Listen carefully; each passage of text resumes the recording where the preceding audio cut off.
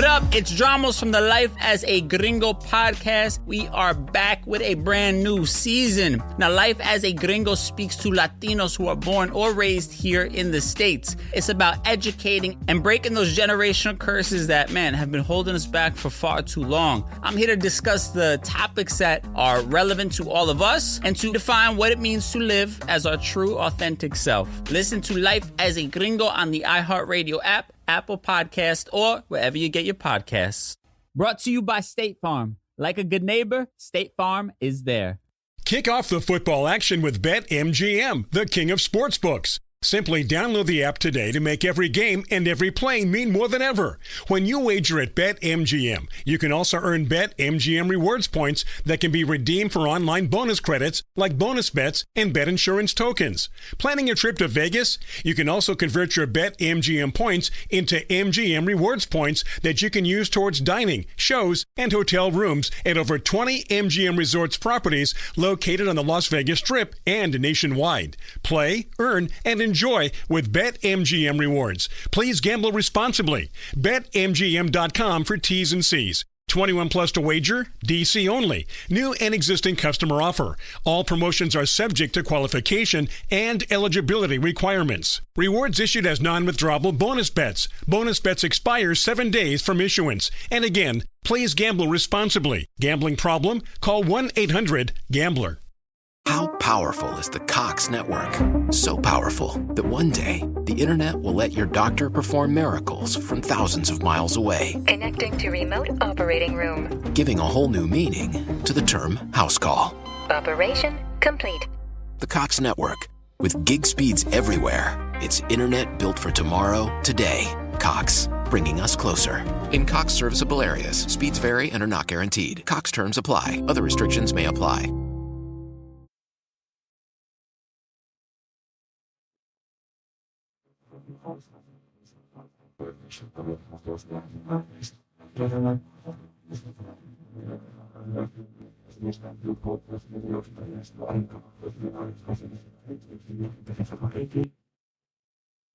You're listening to 100 Words or Less with Ray Harkins.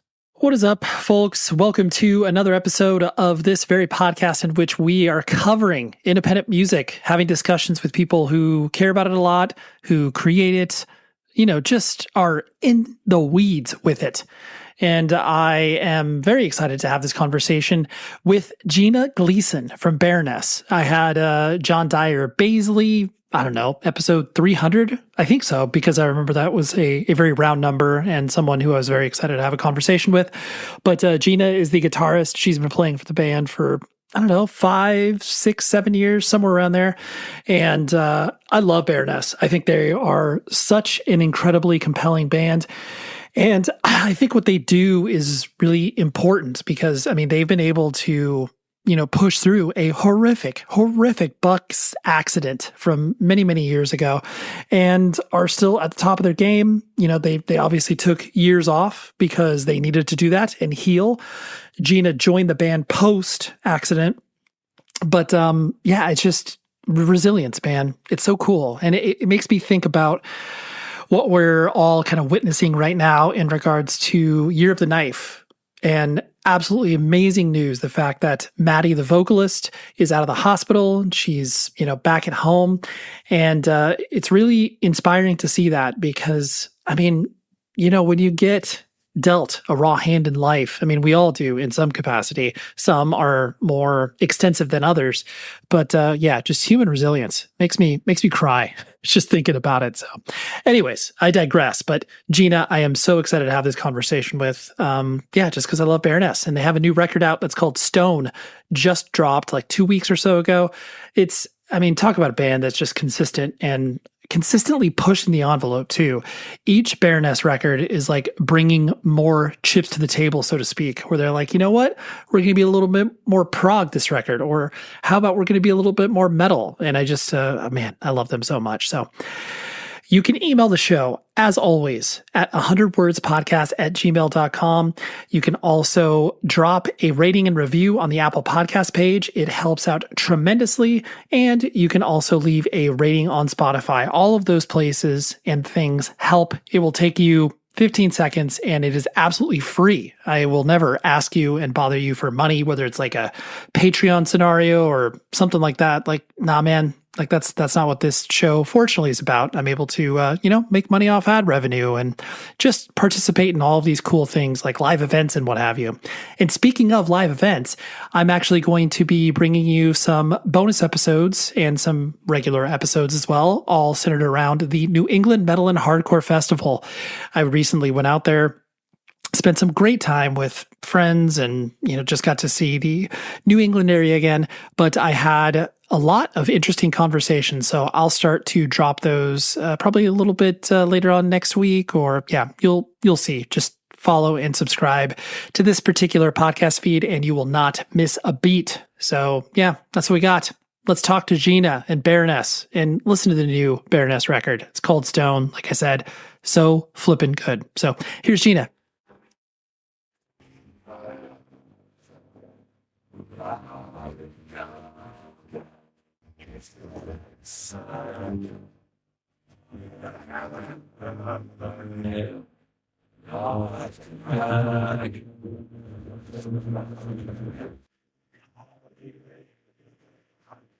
I've been a stan for Baroness for many, many years, and have watched them grow from their, hyper realist EP days up until now. So, many, many years. And so watching obviously all of the, changes that the band has gone through, post accident and obviously post lineup shift and everything. And you stepping in, and I was like, oh, like what's the story with, Gina, and like, where did she come from? And your background is just wild. Like, it is just very bizarre because, and I say that because, normally people that exist in the kind of, metal, hardcore, punk world, like you can kind of draw a straight line there. Whereas like you, obviously your trajectory is not conventional. And I know this may sound like a real basic question, but I think it stands to reason that you may like this. The idea that like you play in a band now, like, does that feel cool that you're now like in an actual quote unquote band, as opposed to like all of these other really unique opportunities that most people, don't get to be a part of? Of course. Yeah. Yeah, absolutely. The time that I've been in Baroness, which has been some years now, there's nothing, I mean, there's a lot of like niches that people can find themselves in within like the music industry or whatever, the music world. But there's something about the bonds you build and the relationships you build in a band that's unlike anything else. And, I mean, that's goes without saying, I suppose. But yes, I'm very grateful to be in this band. Right. And like I said, I feel stupid almost asking that, but it's just that idea of being, there's usually two trajectories that people kind of embark on when they look at either playing music, playing in bands, performing, whatever that umbrella term is. It's like either you obviously play in a band or you become, a session musician. Sure. And like you kind of threaded the needle with both, like where you're just like, I'm performing and I'm doing something unique, where it's like, playing in Cirque Du Soleli and doing all of these opportunities, like, again, that people don't typically get to do. So you kind of took the third path, as it were. Cool. I appreciate you saying that. Yeah. I mean, and yeah, I just love being a band. I kind of blanked there. I don't know where I was going with that one. No, it's fine. I will pull on that thread a little bit later in regards to your trajectory. But I know, obviously, existing in the Philadelphia area, were you actually born and raised in Philly, or where did you come up? I was born and raised in Philadelphia in a neighborhood called Roxborough. Roxborough Manayunk is the neighborhood, and that is where I currently live still. So kind of funny. Yeah. Kind of funny thing. Well, especially too, because existing in the different universes that you have, as far as, moving for, Cirque Du Soleli, and then obviously touring with the band, like there is that idea that many people boomerang back around to where they came from, or even just be like, no, I will always consider myself, a Philly head, like no matter what. Yeah. Sounds like that's you. Yeah. Absolutely. And your family life growing up, like I know you have a big brother, like mom and dad in the house. What did that kind of look like as you were growing up? My parents split like fairly young when I was fairly young. Which, you know, when you're, I don't know, I think when you're that young, you're pretty like flexible. You don't like maybe start thinking about the impact that has on you until like you're an adult and you're like, oh, maybe this had some effect in some way. But, you know, when you're young, you just kind of go with the flow and you're like, this is what my parents are telling me, this is happening. So this is what's happening. Or at least that was maybe my experience. But yeah, parents split. They didn't. How old were you when you said? I think 6. Okay, so it's like early enough to where you had maybe a slight understanding, but not to the extent where you were, 13 and you blamed yourself or whatever.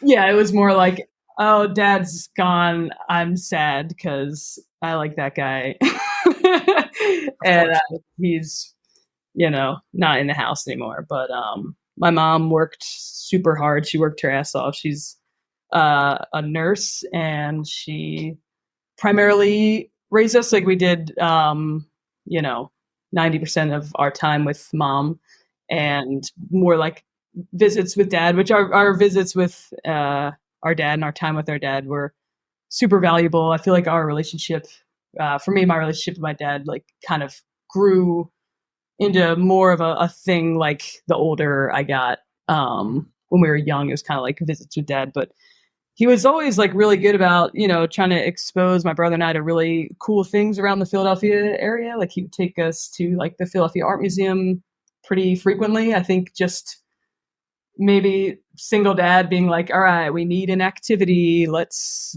go to the museum. Like, so I'm grateful for like that time and that exposure to like, just like art and that he provided from like a really young age, But yeah, primarily with mom. She's a nurse. She decided to go back to school when we were very young. So she was like essentially like a single mom putting herself through school and working full time. So that was kind of the vibe with mom, was like mom's a badass and she's working really hard. Right. Yeah. that definitely, when people are confronted with that idea of like, okay, well, I'm going to have to provide for this household in a way that I maybe wasn't anticipating, then it definitely gets into the, planning mode where like, okay, I got to do this. I got to, make these accommodations. And obviously it sounds like she was doing that. Totally. Like, yeah, you don't think about it when you're young. You're just like, okay, mom's like doing this. That's cool. But yeah, I mean, the older I get to, I think about those years, and it's like, she was just totally planning ahead. Like you said, like, all right, I need to maybe earn more or move in a different direction in my career, but to do that I have to do this thing first, and that's going to take many years, because I mean she did it like one class at a time, like I think many people in her situation, or just like any like adult, when you're like already working and providing for a household and you're like figuring out higher education, it's like, yeah, it's just going to take a minute to do that. But yeah. How much older is because your older brother, right? Older brother. Yeah. He's 4 years older. Okay. Mm-hmm. Got it. And I'm going to presume, just based off of, obviously looking at social media and your, expression of love for your brother, it sounds like you guys were not only are close now, but like, were you pretty bonded back then too? Absolutely. Yeah. He was one of those brothers, it's just he and he like never like teased me or like bullied me or any of those kind of like tropes of sibling relationships. We were always just like really tight buds. And anything he like said or did from such a young age, I was like, that's the coolest thing I've ever seen. It's like, sure, this is the funniest, coolest human on earth. And I do still feel that way. He's such a great guy. That's amazing. Yeah. So did he pick on you? Like, was it one of those, I'm coming from the perspective of an only child. So I always look at the relationships that people have where it's like, I don't understand why you guys like fight each other all the time. Or did you guys have that sort of, joking, jovial relationship as well? Like, not really. Like, I don't know, maybe because our parents split, he may have gone into like older brother like protection mode, even from like a really young age. Like, I don't know if that was part of it, that he just was like, no, we're just going to hang out and like do cool things, and I'll show you like cool things, and we're just going to be like buds. Yeah. No, that's great. I mean, especially too, like you said, probably shifting into that, protection mode that any older sibling has for their younger sibling, of just being like, okay, like, Gina's not going to understand all the moving parts of this. And, me as the grown up 10-year-old, Right. I'm going to go and protect her. I know what's going on here. Yeah, totally. Yeah, no, that's great. And for you, as you started to, develop an identity and start to experiment with things as you went through school, whether it was sports or obviously, clearly music is a big part of it. What kind of kid did you find yourself being? Were you, an indoor kid playing video games, or were you, running around playing sports? Like, what was the vibe? Yeah. It's so funny. My brother and I talk about this often. Like, more recently, we kind of like reflect on these years. Like, I wasn't, neither of us were like gamers. We just didn't like have that in our household. Again, I don't know if, I think my mom did everything she could to provide. We had a great like childhood, but we didn't have like cable or like gaming, or like we didn't have like certain things, but we didn't really care. We never really thought about it. It just wasn't a thing that we cared about. We would just walk around the neighborhood, this area of Philadelphia is really cool. It's like really close to a lot of the trail systems that run in and around the Philadelphia area. So there's lots of like woods, and you can easily access what we call here in Philadelphia the wooder, or the water, or there's you got the the water ice. You got that? Water ice, yeah, water ice. It's a creek that runs near my neighborhood. It's about half mile from my house. I could go downhill and access. It's like a little creek that runs off the Schuylkill River. Growing up, we call that the crick. I don't know why. It's just like a Philly thing. We would say, we're going to go hang out back the crick. That was just like everybody knew what you're talking about. Yeah. Oh, we're going back the crick. And like everybody knew, like that's this one specific area of like of the Wissahickon Park. Yeah. Anyway, we would just kind of walk around and find ourselves in the woods and riding bikes and that kind of thing. We did like sort of like neighborhood sports, intramurals, like, basketball and baseball. But it's kind of like a thing to do. I think I can speak for my brother as well. Neither of us were like super competitive, like sports people. So yeah, for me, when I found guitar, like that was it. Then I was just like a stay in my room, practice the scales, weirdo kid. And right. Yeah. I was like, that's once you found your thing that really felt like it expressed whatever, tickling inside your brain. It's like, oh no, that's who I am. I'm the guitar person. Totally.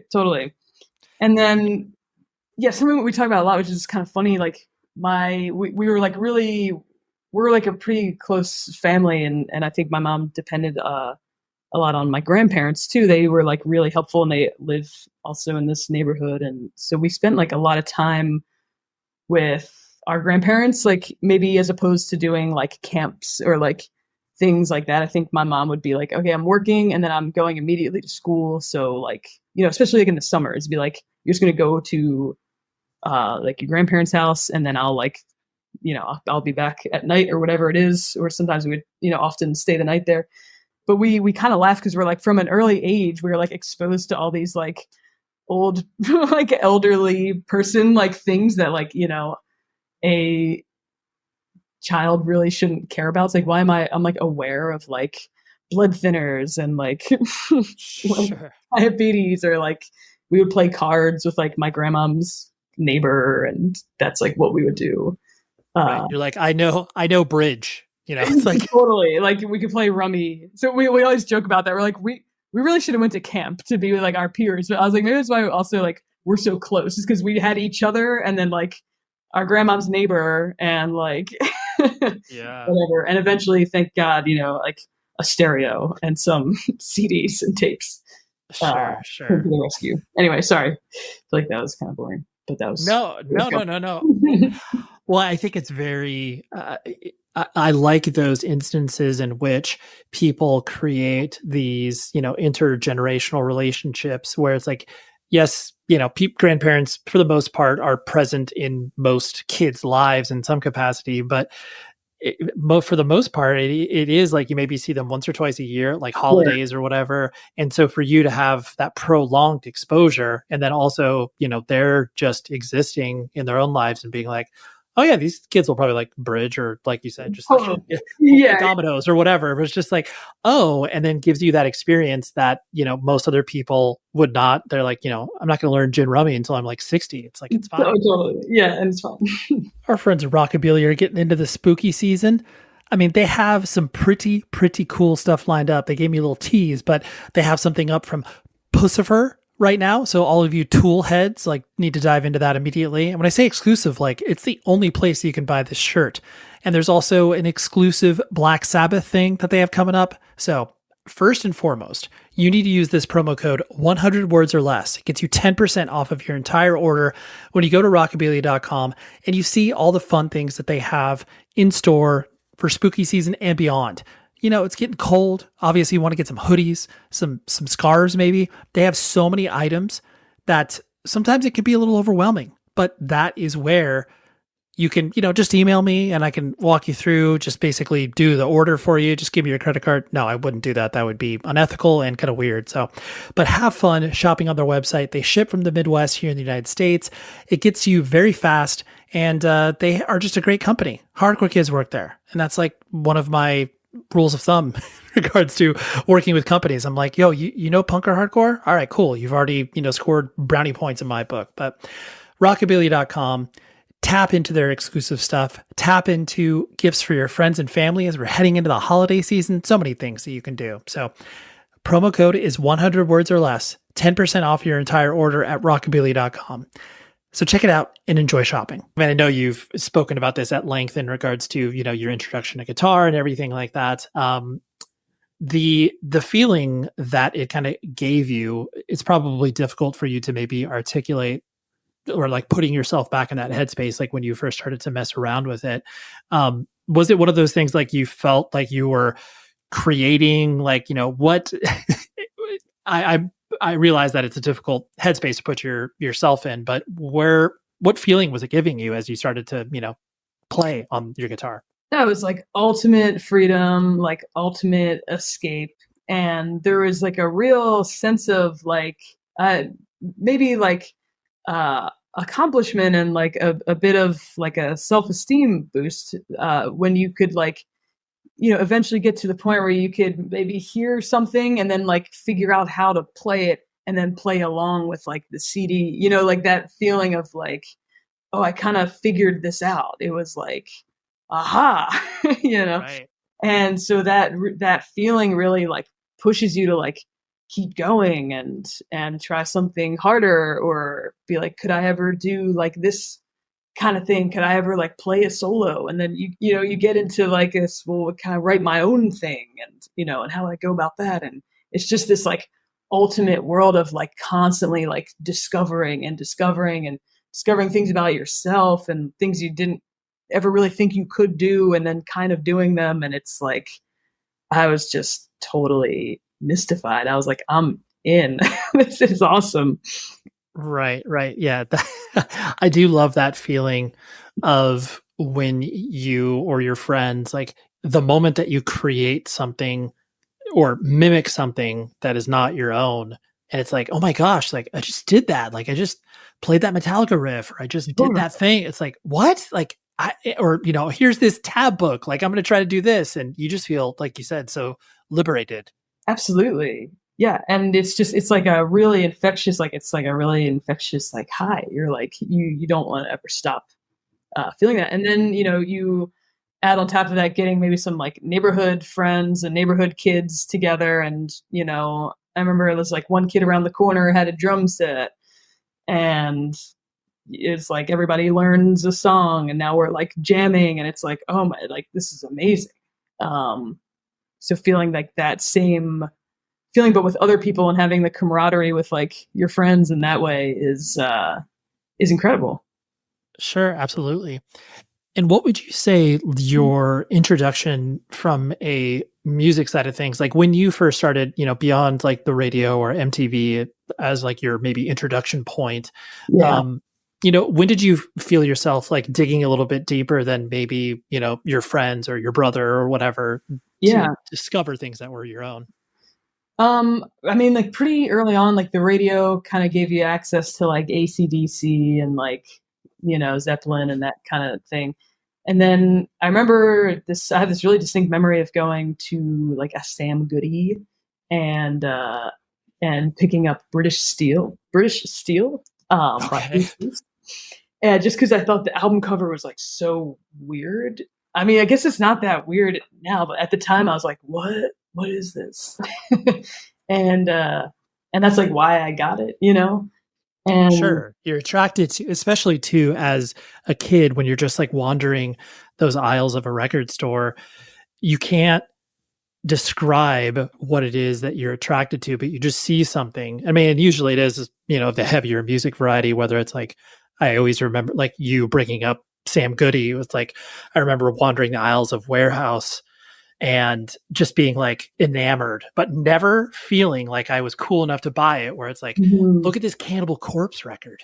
And it's just like, I was like, there's no way I could buy this, but it's attractive. And so, but yeah, I understand that feeling. Totally. And then like, again, like time with Dad when we were older, and I give him credit for doing this. He would kind of be like, either I'll drop you off, or here's kind of how to take the bus to like this one particular area of Philly where there was like a lot of record stores. And my brother and I would just go and walk around different like used record stores.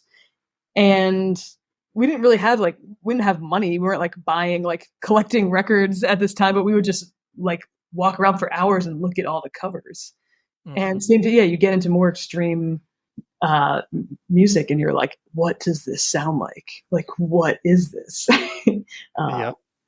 And that kind it's of really special. Yeah, that starts that whole thing.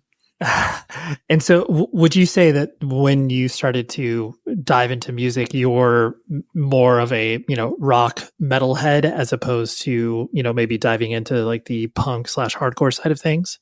I was definitely a metalhead, but also something that was kind of important. Like when I'm 31. So like when I was kind of the right age where like there was like that whole wave of like the Strokes and the Vines and like definitely like the White Stripes and like all of that kind of thing was like really like becoming popular when I was maybe like 12, or I'm kind of just guessing here from memory, like sort of middle school age. But that was kind of perfect because then like all of those bands were getting a lot of press. So it was like I would see like Magnet magazine or like something like NME or like whatever, or even like Rolling Stone, like just stuff you see at like the store or the supermarket or whatever. And anything, to me, it was like any band, like I want to know about it because I'm like, this is my thing now. I said, yeah, I'm the music person. I got to know about it. Yeah, I get that. So I would like read about all these bands. Yeah. And I remember like reading interviews about like the Strokes, and they would reference like the Velvet Underground. And I'd be like, well, like, I have to know that. What's that? And then I would like check that out. And that takes you down to, so I definitely was a kid that was big on like reading magazine articles and then like taking the little breadcrumb trails of people that other bands that got mentioned in interviews or whatever. So, yeah. Well, I love that the early 2000s, like the, whatever they call it, indie sleaze, meet me in the bathroom, whatever. Yeah, totally. But I think that, I mean, people I know recognize the value and importance of a lot of those bands, but I think that, at the time there was definitely, a punchline. Every band that you mentioned obviously starts with the, where it's just like, oh yeah, the band, or it's like the Bravery, and like, you go down the laundry list. It's very important though.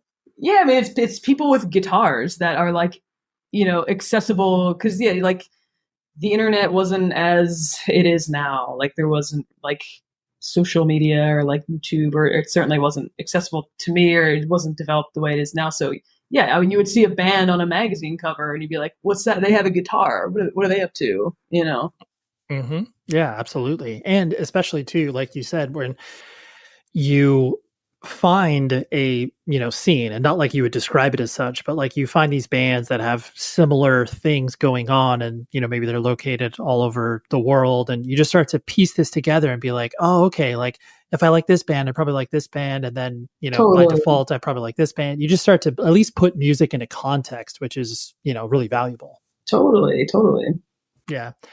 And so I'm going to presume, you obviously did school, and correct me if I'm wrong, you went to Berklee School of Music, right? Or no?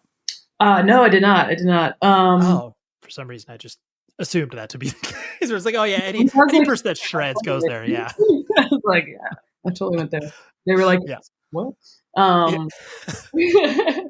No, I went. There's a school in Philadelphia. There's two Philadelphia schools they're public schools, but they're I guess this is like, I don't know if this is a term everywhere, like a magnet school. Oh yeah, So, like it's a public school, but you like test or you do some like thing to like get into it. So there's a school called Kappa, and then there's a school called GAMP, which is where I went to high school, and that's the Gerard Academic Music Program. And that was in Southwest Philly, if it's still there. It's a great, great school, and they have a focus in music. And so I was meant to go to like Catholic high school, and all girls Catholic high school. And then very like last minute, a parent of one of my classmates was like, do you know about this school? And I was like, no. And she just worked for the school district maybe in some way. I was like, oh, I think you should check it out because you have an interest in music and whatever.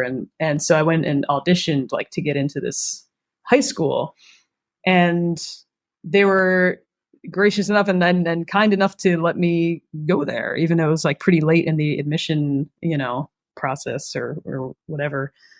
So that's where I went to high school and got a bit of a music theory, and they even had a little bit of a music production like focus. They would like, you would have a class twice a week. They're like, hey, here's how to do like GarageBand, and just basic things. But for a high school student that's in bands and obsessed with music, like that was huge. Absolutely. Well, it gave you the practical experience, and you're like, this is crazy that I'm at school and they're teaching me this. Absolutely. And then it was like normal school, but then like at the end of the day, 3 days a week, you would do like orchestra, and you'd be like preparing for like there'd be like 2 big concerts a year, like a winter one and a spring one. And so like all the months leading up to each of those, you'd be like preparing the music for it. And yeah. And so that, was great. And they would do like plays and stuff. And I would always end up, in the orchestra, whatever, playing guitar for like The Sound of Music or, whatever. But it was great. It was like a school of music and like theater nerds. Yeah. And yeah, so but no Berklee, but I did have, a bit of a public school with a music focus kind of thing. Right. Like an arts discipline. Cause I think that's, I'm sure, maybe you had this experience where if you are, so solely obsessed with music, and like many of us go down that rabbit hole in the high school years where they're playing in bands and all that stuff. And it's just like, oh, that's the only thing I care about. Then school is like, to say it's put on the back burner is an understatement. And so for you to kind of be able to blend both where, yeah, like maybe you didn't care about math as much as you cared about, orchestra or whatever, it still at least provided the connective tissue for you to, carry on, as opposed to like completely check out and just get Fs and everything else, Absolutely. And like, I think something that was like really key for me was from a young age, I was like playing in bands, and then we would start like touring. And then so sometimes I would have to like miss school for like whatever, a few days here and there or a week here and there. And they were like very, very supportive of that, which I don't know if a typical high school would be, Mm-hmm. like, what are you doing? I don't think so. Yeah. And so when you started to, pursue the idea of like, okay, I want to do, guitar for my life, whatever that may mean, I'm not exactly sure, but that was the pursuit and the interest. And clearly your mom was probably supportive to an extent. was it hard for her to wrap her head around the idea? I mean, especially like coming from the background of her, where, she's a nurse, like that is a very real and practical job as opposed to like, I'm going to play guitar. Like what the hell? So like, did she, I mean, clearly she was supportive, but how did that kind of, conversation go with her? Yeah, it was definitely like a struggle. Like now she's like, okay, I get it. I think those years were like really hard for her because she like couldn't wrap her head around it, and it was strange and scary, and there was like a little bit of like, well, that's not what like girls or women should be doing, and that made me want to do it so much more, like right, that type of like little bit of pushback. And yeah, so it was hard, but I mean overall I think she was just being a caring mom who was like nervous and scared of the idea of the whole thing, not even just the pursuit of an art or whatever that you're doing. It's scary and unknown and unstable, a lot of the time, most of the time, unstable. But also just like the logistics of like traveling around in a van and like staying in different places. I think that like really, really stressed her to the max. So I do give a lot of credit to my mom at the time, that I was starting to be more proactively like touring and playing out and doing that. She was starting to see this guy from our neighborhood that we all knew, and they're now married. So my now stepdad, I think he really helped like calm her down. I think he was key in being like, it's all good. Like, yeah. Everything's fine. Yeah. Right. We'll watch her. We'll support her. Like she's not going to, go off the deep end to where we're never going to recover her or what have you. Totally. His thing, he always says, he's like, we'll support, whoever he's talking about. We'll support you, and then we'll just come in and pick up all the pieces when, whenever this. Yeah, whatever it goes wrong, which it probably will at some point. Yeah. But yeah. And so, I mean, like you mentioned, like playing in bands and stuff like that. When I'm guessing that started around that time, like you just like putting together, bands that you could obviously play, either talent shows or local shows or whatever the case may be. Did that happen around the high school time? Yeah. Yes. Yeah. And what sort of stuff were you trying to rip off? That's a great way to put it. Yeah. That's what every high school band, like if you're not like, hey, we want to sound like NoFX meets Goldfinger, or we want to sound like this. It's like, dude, you have to. You can't. It's not like you're, coming up with original ideas when you're in high school and you're an idiot. Yeah. Or if you weren't in a middle school or high school band that didn't have many ska breakdowns, were you even in a middle school band? Did you even try hard enough? Yeah. That's very good. But yeah, so, well, I played in 2 tribute bands or cover bands that were very fun. One was to Metallica. One was to King Diamond. Which was, okay. Yeah. Very random, niche. It's a deeper cut.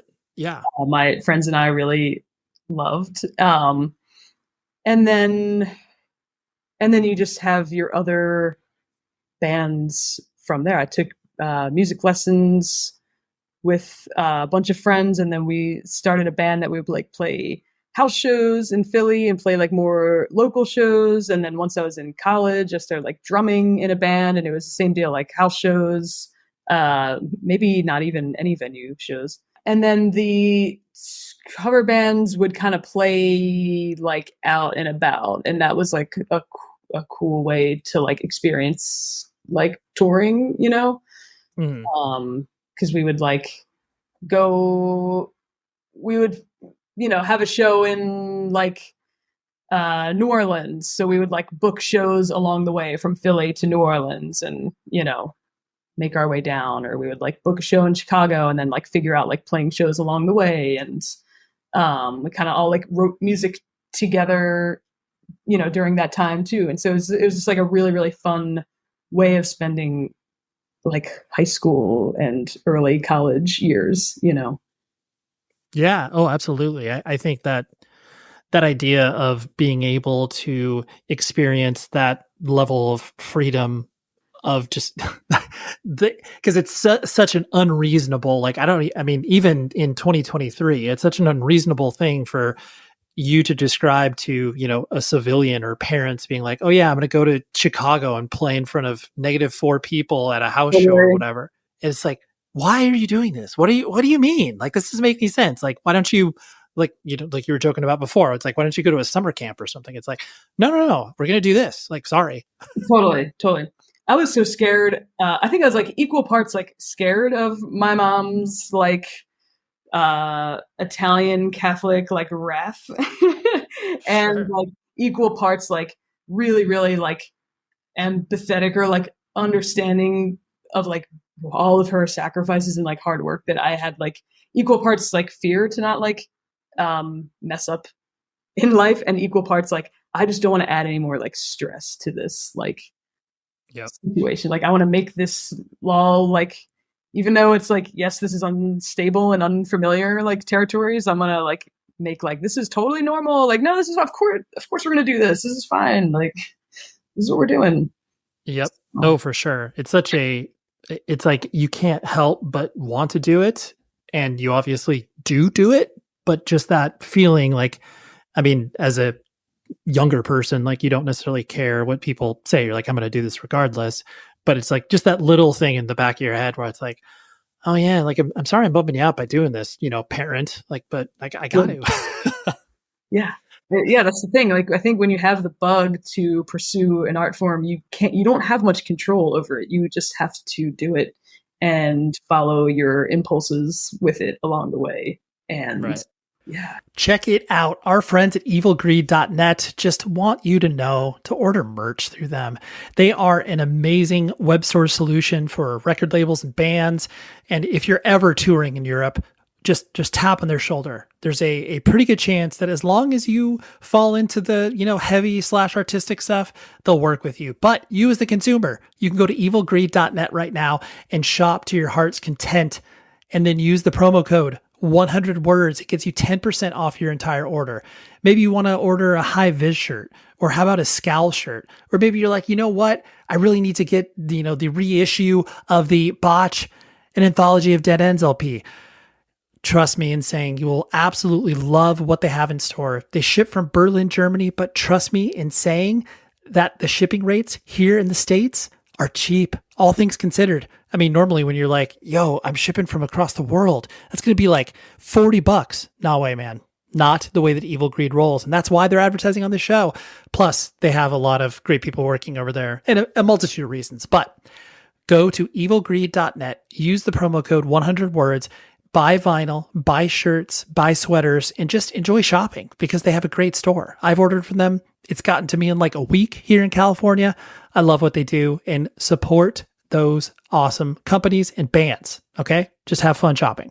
As you started to experience more of the world and playing bands and, trying to figure out whatever that life path may be for you to pursue, having the guitar as the central focus. I'm guessing like probably like how you're doing now, or obviously you do guitar lessons, and, having that as kind of maybe the base, so to speak, where it's like, oh yes, like I know that I can always do that.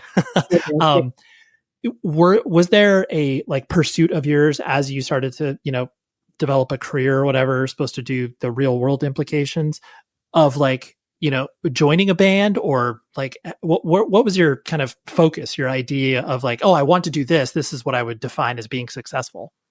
I had no idea. I had no trajectory. I was just saying yes to anything and everything related to like playing guitar in like some like my own bands, someone's band, someone's like thing, a project, like anything like. And I wasn't thinking too much about it at the time, but I guess my mentality was like, I just love this. So I just want to do this with as much diversity and, as I can, because in my head that would make me a better musician in some way, or You know, I don't want to be too rigid. Like I'm a this kind of guitar player. I'm a this kind of musician. You know, I just wanted to play. So and that's honestly, that's really, you saying that just unlocked a perspective in my head of like you as a person and like how diverse of a background you have in regards to playing, you know, not only different bands, but the way that you know, your career has kind of unfolded, where it's just like that idea, like you want to play sort of irregardless of music and not to put yourself in a particular corner. Whereas I think a lot of people that get affected by more independent strains of music, like they are a punk kid, they are a hardcore kid, they are a metal kid or whatever. And that's like their sole pursuit. And they don't really pay attention to the lines outside of that. Sure. Yeah. I mean, and I hope to like carry that still. I mean, I've had the same guitar teacher since I was like 15. Okay. He's awesome. His name is Yanni Papadopoulos, and he's like a guitar wizard. Sure. But he has like a jazz trio that plays a few times a month at this like Ethiopian restaurant, and I play with them. I'm really not good at this style of music, nor do I have any like, I don't aspire to be like proficient at it, but I love playing with them because I always end up taking like something useful out of the experience, or I look at the fretboard in a different way for a few hours, or like just the act of like preparing for those gigs where like nobody's paying attention to us. People are like eating and like hanging out, which is great. I don't want them to hear how bad I am at this this style of music. But yeah, I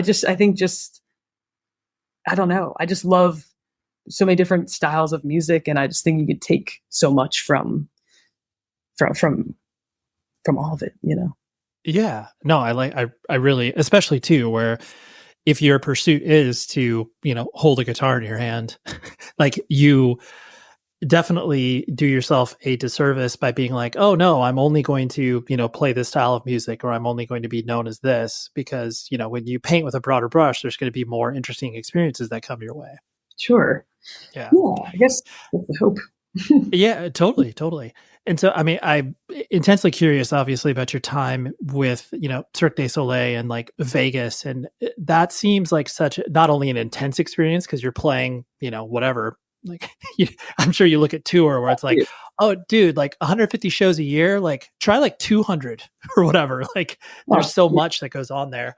We did 484 shows a year. Right. Which is like, that's absurd to think about. Like, 2 a day, like that's so much. And how did you even like trip into that opportunity? And then you know, was it one of those experiences where pretty quickly into it you were like, oh, this wasn't what I thought it was going to be, or this is even cooler than I thought it was going to be? And I'm sure it evolved over time, but you know, how'd you even get the opportunity in the first place? Just like more of just being like, yes, like down for like anything that's like up for the task. Like a friend of mine, who we played in a band together, she's got like a pop-up ad on Facebook at the time, or maybe it was MySpace even. Like it was like kind of like that was the era of it. And it just was like an ad. Maybe it doesn't matter. It was an ad that was like Cirque du Soleli is looking for like guitar players. And she was a bass player, and she was like, oh, you should do this. Like, you're a guitar player. And I had like never heard of that. I didn't know what it was. I had no interest or like desire to specifically do that, but I was like, yeah, let's do it. So that I like auditioned through this, like whatever the link in this ad sent you to, you know, fill out an application, and then you like, we'll get in touch and whatever, send some recordings. And that's how I started that process. So I was pretty shocked to actually like, however you want to call it, get the job or whatever. Right. Like hear back. I mean, cause that it is such a foreign concept of the idea where it's like, yeah, if you see something, you know, even if it's like, oh, at a record store looking for this thing, you're just like, this is such a weird, like, all right, I guess I'll reach out and send a video or whatever. And then like, totally. And it's, yeah. I remember like when that happened, I told my brother first, I was like, dude, I think I'm going to play guitar for like Cirque du Soleli. And he was like, oh, dude, do you have to move to Mexico? And I was like, I don't know why. And he was like, Cirque du Soleli, hello. And I was like, no, I think it's like, Yeah, like all over the place. Yeah. Totally. And so but then obviously, so you ended up being in the Vegas show, and like you said, playing so many times, a day, and obviously having that whole experience. And there is a rigidity that exists within that because it is a show that is obviously choreographed and timed, to the millisecond. Totally. Was it? How did you? I guess how do you reflect on that experience? I had no idea like what I was like saying yes to, or like what I was signing up for. Like I showed up in based out of Montreal. So I lived in Montreal for a few months, and we they call it like the creation team. Like we were the creation team of people making the show. Like the show didn't exist yet. So I showed up and being like, where's the band? Like, where are my bandmates? And they were like, there's no band. Like the show is like the music of Michael Jackson. So his like whatever production team was like heavily involved because we needed to use like the stems of like the actual stems from like a Thriller. And so, like it was like kind of insane. We needed to have like that material to like work with.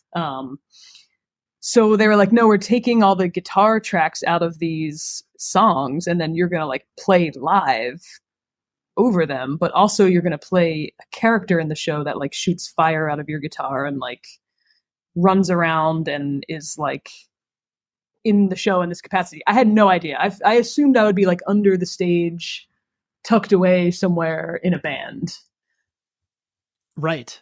It's like, this is such a different I'm sure it was one of those things like after maybe even like after the first, 4 to 6 months of you like actually playing the show, did it maybe start to set in as far as like, okay, like I know what I'm doing now, but I imagine most of the early time was just like an absolute roller coaster ride. Absolutely. And I would just be like, yeah, like, okay, cool. All right. I guess we're doing that because here I am. So sure, let's do that. But they would be like, on my first day, they're like, have you ever been upside down? And I was like, no, ma'am. And they're like, well, we were hoping you could play like the guitar solo for like whatever, Beat It or something. And then get in this, they called it a German wheel, which I think maybe is a common, like if you're in like the world of acrobatics, which I was not and am not still. But it was like a wheel that you could step into and hold on to a handle on either side. And then somebody could push it and you would literally like wheel off into the sunset in this like steel wheel. And so they're like, do you think you could like play the guitar solo? You hit the last note, flames are going to shoot out your guitar, and then walk backwards into this thing. And then this like really ripped dude is going to like push you off stage in this like wheel. And I was like, okay, sure. Sounds good. Right. Yeah. Well, we could try it. And they, right before they like gave me a push, they're like, we have pretty good insurance. Like as if, in case anything happened. Totally. But no, I think they were quickly like, all right, this chick's not super like, I'm not very graceful on my feet. So a lot of those initial ideas got ixnayed from the show, which was probably good to, having to do that 400 times a year. It's not amazing. Totally. You're like, hey, so you're going to, Gina, I know like you signed up to play guitar, but like, we're going to have you develop this whole other skill set. Like, is that cool? It's like, no, not at all. I'm not ready for that. Sorry. I don't know. Yeah. I was also like 20 at the time. So, I'm just like, yeah, okay. Yeah, sure. All right, cool. I'll try anything once. Give it a honk. Yeah. Yeah, exactly.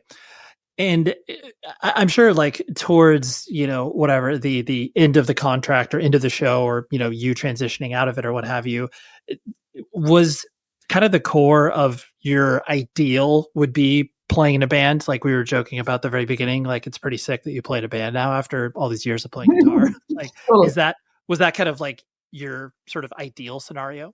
Of course. Yeah. And I had a band when I lived in Vegas. It was impossible for me to navigate like maintaining the schedule of the show and like touring and like doing anything like that because I didn't have like, I was the only one that did that role. Like there was no like other person that could sub in or whatever. So I really wasn't meant to be like getting sick or calling out or anything like that. Right. You couldn't skip. So that's tricky. I think one of the only times I ever like called out sick or like used like a sick day was to go see Baroness at Psycho Fest. I wanted to see Baroness and sleep.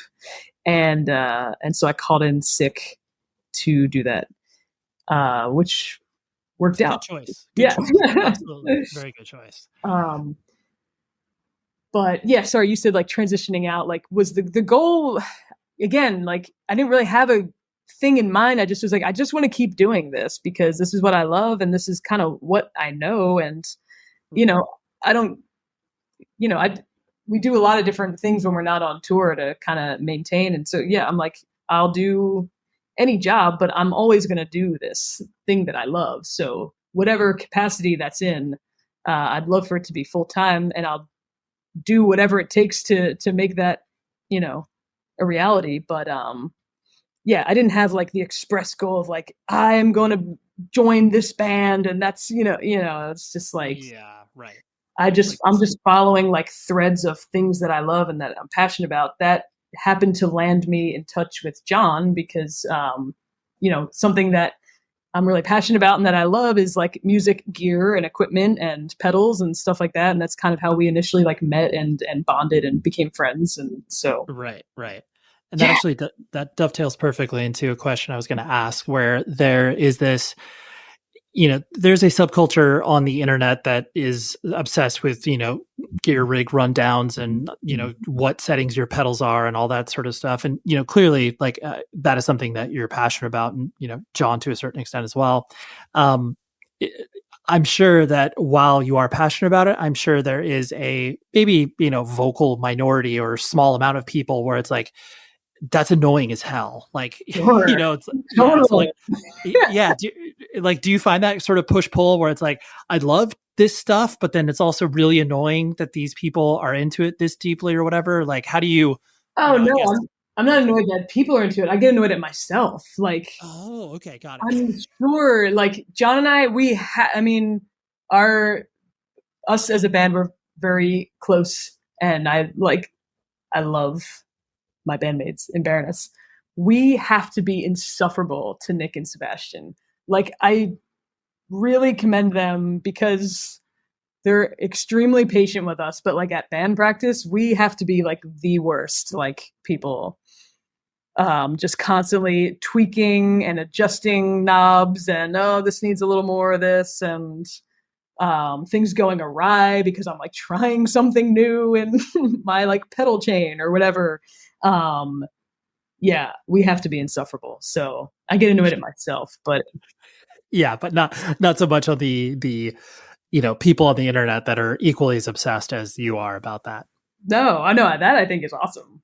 Right. Yeah. You're like, Yeah. let's go. Yeah. These are my people. Yeah. Totally. You're like, I see myself in you. I am not annoyed by that.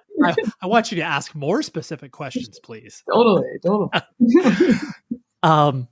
The juxtaposition of experiences that you have from, you know, performing in Cirque Du Soleli versus, you know, playing a festival with Baroness or just playing, you know, a regular theater show that you guys do.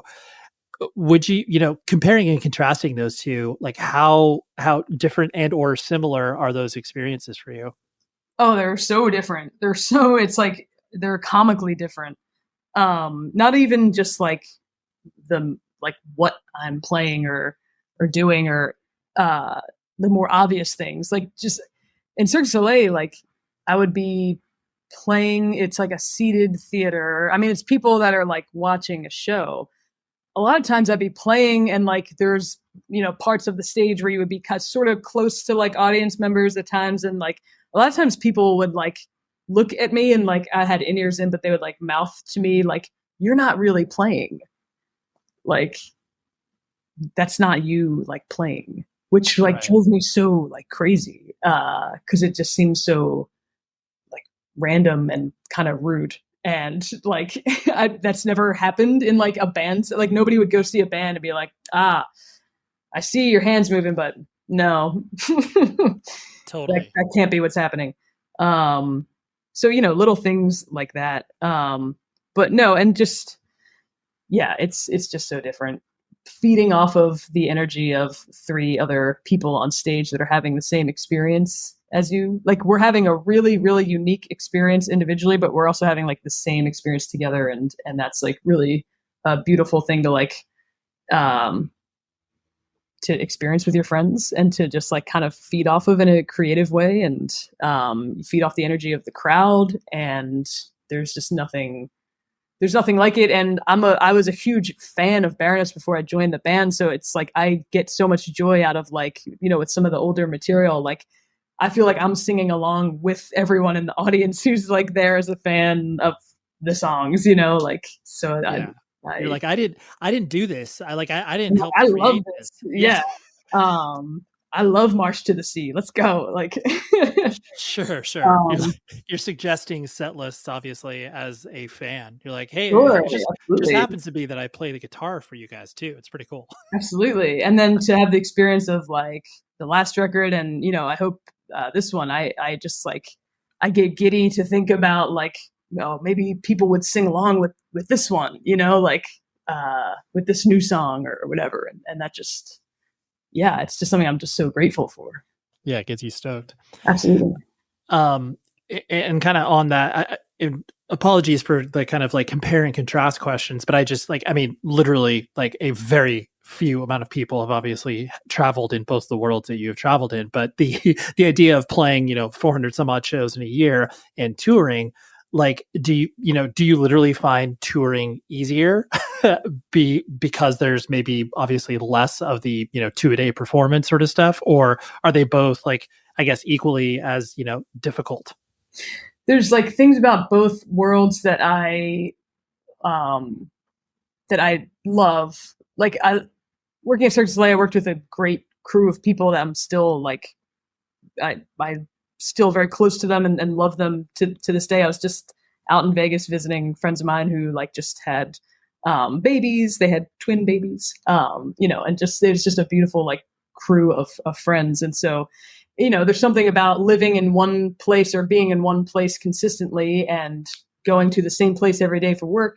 You see the same people, you go out to the same places after,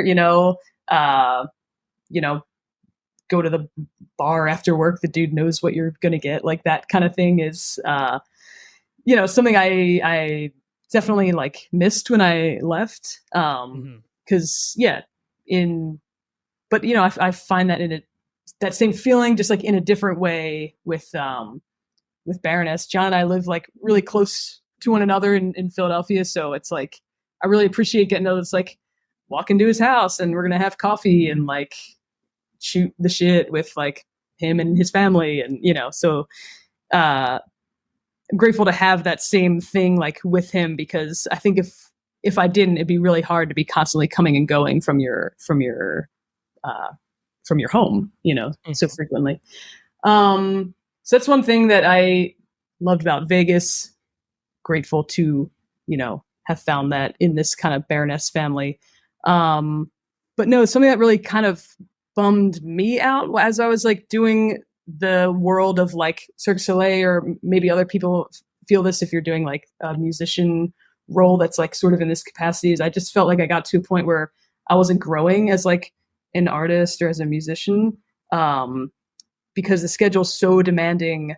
So it's hard to do like many things outside of the job you're doing. And then when you do that many shows a year for many years in a row, you kind of get to this point where it's like, I am doing what I love. Technically, yes, I'm playing guitar, but I kind of am like not resentful of it, but getting to a point where it's like, I'm not like loving this because I feel like I hit a wall or like a plateau, like musically or creatively.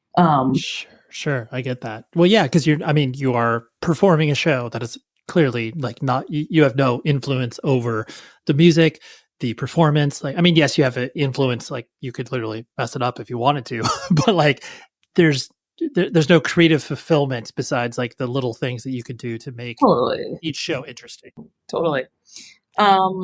So yeah, I mean, that kind of drove me personally down like this sort of world of, I was kind of in the pursuit of like I just want to record music at home. I don't even want to record music. I just want to record like weird noise rock and like just soundscapes and, that kind of, maybe it was that feeling of being so kind of like stuck or plateaued or whatever it was that I was like, I'm just going to stay in my house and do this. It kind of drove me down that love of gear and pedal kind of world. And, so maybe it was a good thing to go through, reaching that point where you're like, this ain't it. I got to take a hard left and discover something new. So.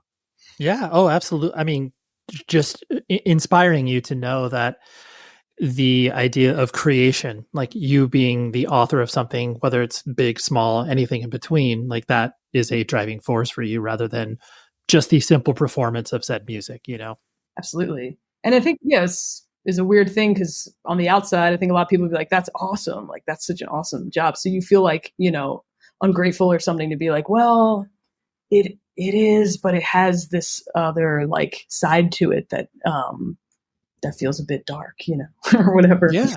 Oh, absolutely. Right. You're just living Groundhog Day and you're just like, what am I even doing here? So yeah, I totally get that. Sure.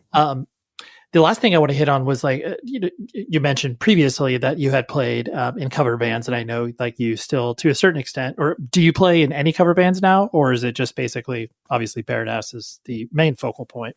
I do not. No, I do not. I play in Baroness full time.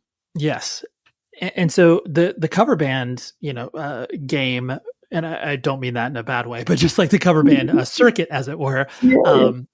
Where it's like, you get all of these really random opportunities of being like, oh, you get to play, the state fair or whatever, and you get to do this. And like, you do all of these events that are, again, like similar to, maybe the experience that you had at Cirque Du Soleli, but it gives you a different fulfillment and a feeling, and you probably can act obviously like a character rather than, like your truest version of yourself.